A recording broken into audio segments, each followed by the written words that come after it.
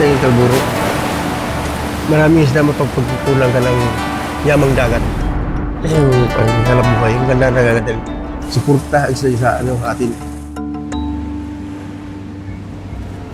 Napaka-strategic kasi ng area na to. Economic site din yun. Daming dumadaan dito ng maritime.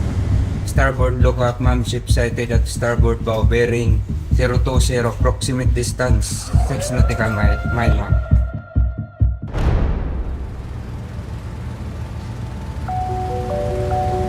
Nangangawil ako. Abuling ka na palabas. Kataboy ka. Ang tagal na tukang ka pa ng baril.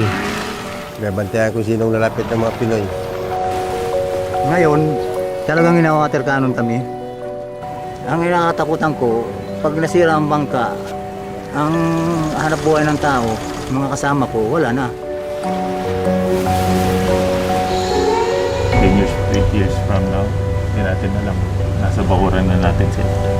And they're claiming yung home Pilipinas. Dapat lalaban talaga tayo, no?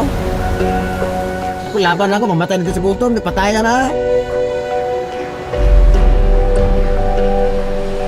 Minsan ang alam dyan, China, hinahanap ka eh. Sabihin mo, dito ako. Sabihin mo, papunta ulit ako dyan. Huwag matakot. Kung bayaan natin yan, wala tayong mapupuntahan. Paglaban natin yan.